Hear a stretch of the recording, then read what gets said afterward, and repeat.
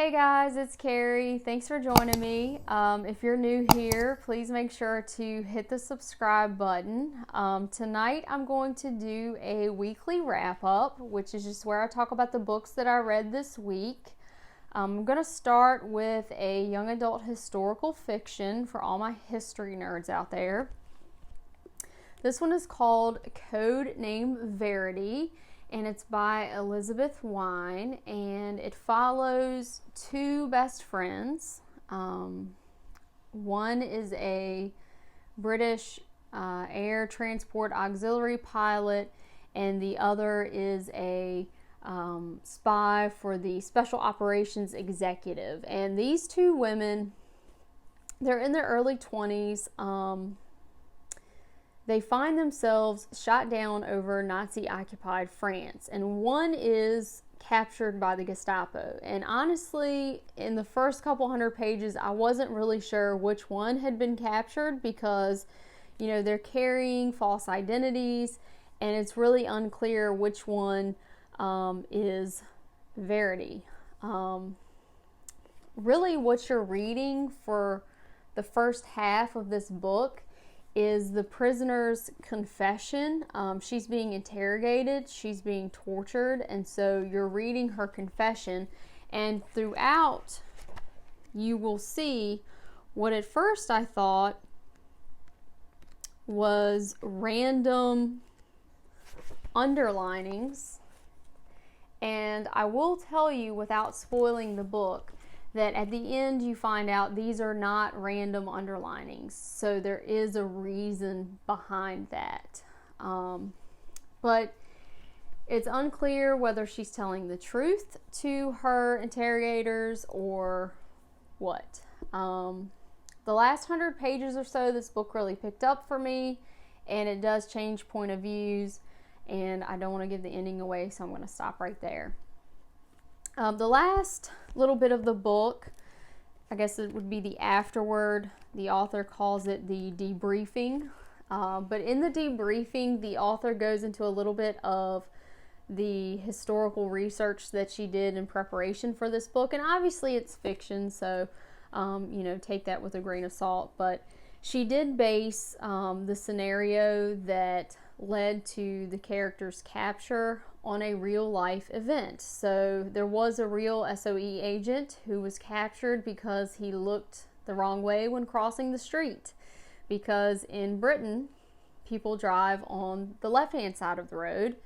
And in France and the rest of continental Europe, just like here in the United States, they drive on the right-hand side of the road. So when it was noted that he looked the wrong direction, it was a good indication that he was a Brit and he did not belong. So she actually used that in her book.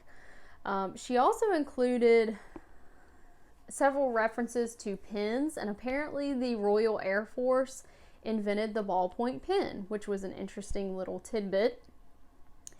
And in passing, she also pointed out that her characters, they were female, and she recognizes that the scenario of the female ATA pilot flying the plane through a combat zone is pretty unbelievable, because they would not have been allowed to fly into a combat area.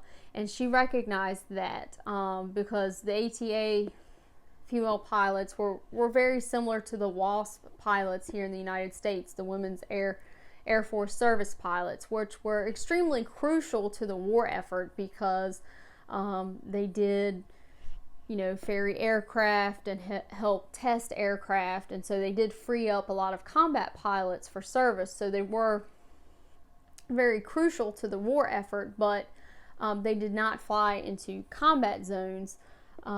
She recognized that part and also mentioned that there was one country during World War II that did utilize females in combat zones as pilots, and that country was the Soviet Union. And it got me to thinking that, with a lot of historical fiction, we see a lot of the same storylines. We see British and French perspectives. We see a lot of that. We don't see very much, from the Soviet side. We see a little bit of German. I've seen in the last few years some German, a few Lithuanian, and some other countries sprinkled in there, which has been nice to see. But it would be nice to see maybe an author take this story of the Soviet night witches, which was the nickname they were given by German soldiers, and run with it, because you really wouldn't have to embellish a whole lot. These Soviet women served from 1942 to 1945, and they conducted very successful bombing raids all over Germany.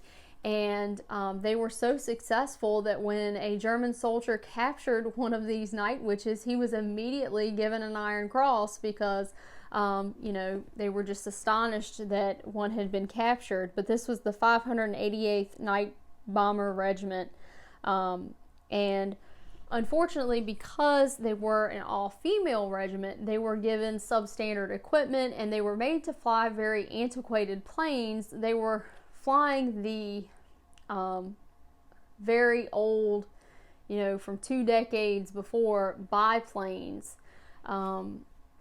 and given very minimal equipment. They weren't given radar. They were basically given a pencil, a ruler, maybe a compass, and a couple of bombs. And the planes really couldn't carry very many bombs, so they had to perform multiple runs. And so very interesting story. So I will link an article in the description box in case you're interested in these women. I think it's a very interesting story, and maybe an author will pick it up for another World War II historical fiction, just a different perspective. So the next book I'm going to talk about is a recommendation from a friend. So thank you, Allison. This is An Anonymous Girl, and this was written by 2 authors. This is Greer, Hendricks, and Sarah Pekkanen, and this is a psychological thriller. These 2 authors also wrote a book called The Wife Between Us, which was really good, and I liked that one a little bit better than this one. I know that sounds weird that it's written by 2 people, but when you hear the plot of this story, it makes perfect sense, because it's a psychological thriller about a psychological study. How perfect is that? You've got 2 different points of view, so 2 authors, perfect. You've got Jessica Ferris, who is a struggling makeup artist in New York City, and she's always on the hunt for easy cash, and she thinks that sitting in front of a computer screen for a psychological study, answering a few questions for $500 sounds like easy money. And at first it is. She's answering questions like, could you tell a lie without feeling guilt? Have you ever deeply hurt someone you care about? Should a punishment always fit a crime? Then this study on ethics and morality starts to go outside of the lab, and it starts to go on the street and in restaurants and into her personal life, and it starts to involve other people, and Jessica starts to feel like her life is being manipulated, and she starts to go into a bit of paranoia, and she doesn't really know who she can trust. And we also get the perspective of the psychiatrist, Dr. Shields. And I don't want to give anything away, but it's a story of obsession. I'll say that. So if you're interested in a very suspenseful thriller mystery book that doesn't have a lot of blood and gore or anything like that, but may have deadly consequences, then you should definitely pick up An Anonymous Girl. The third book I read this week, I don't have a physical copy of because I listened to it as an audiobook. is called Ready Player One. It's by Ernest Cline. You may have heard of it because it's extremely popular. It was actually made into a movie not that long ago, and a sequel I think just recently came out called Ready Player Two. If you are a mega fan of this book slash movie, then go ahead and turn this video off right now, because I'm going to tell you that I enjoyed it, but it's not my favorite, and I don't want to hurt your feelings because I like you. Even if I don't know you, I like you, and I might say something that will hurt your feelings if it's your absolute favorite, so go ahead and turn me off. Alright. So, Ready Player One is, like I said, it's young adult sci-fi fantasy, but it doesn't really do a lot of the world building that you would expect from a fantasy book. It does set the stage in the beginning. It's set in the year 2040 something, and it's a dystopian world where we've completely destroyed our Earth, and most people live in this virtual reality game called the Oasis, which was created by this video game creator, and his name is Halliday, and he has left a provision in his will that states anyone who finds this Easter egg he has hidden in his game will inherit his fortune. Most people will devote a lot of time to this because it's pretty much their only hope. A lot of people on Earth are living in poverty, including our main character, Wade. Wade lives in a neighborhood called the Stacks, and essentially it's a trailer park where trailers are stacked on top of each other, which is extremely dangerous because they have a tendency to collapse. And Wade, he's done his research, and his research entails the 80s. I'm not kidding, because Halliday was a kid in the 80s, and so all of his clues have to do with the 80s. So the dystopian part is kind of set up, and then it's kind of like left there. There's not really, it's just kind of hanging there, but the author doesn't really do a whole lot with it. One of my friends, Lisa, hi Lisa, I was telling her about the book, and she told me it kind of sounded like maybe the author anticipated this would be a movie and wrote it that way, and that makes total sense to me. I can definitely see that, because I did enjoy the book, but again, it wasn't great for me. It's not something I would reread. It was enjoyable, but if I hadn't listened to it as an audiobook, I don't think I would have finished it. And I'm going to tell you why. Because one of the things that saved it for me is the fact that it was narrated by Wil Wheaton. Because Wil Wheaton is one of my favorite people. He makes me think of my childhood, because I absolutely adored the film Stand By Me. I mean, come on, he was Gordo. Please tell me you get this reference. But I love that film, which was based on a short story by Stephen King called The Body. And I also liked him in Star Trek The Next Generation, but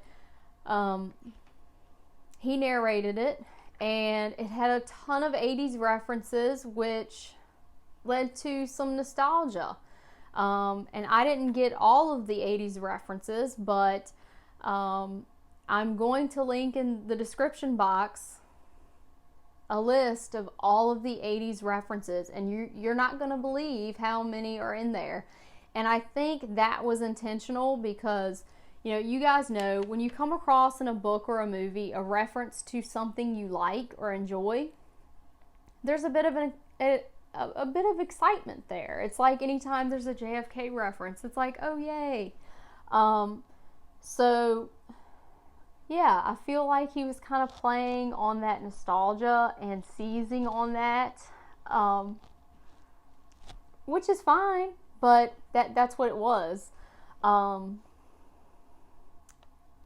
If you are someone who likes to quote at length movies, you will probably enjoy this. I don't know that you want to read it, but maybe listen to it as an audiobook. Because there's a whole scene where literally they're recreating the film War Games. Yeah. Which is an excellent film. Loved it.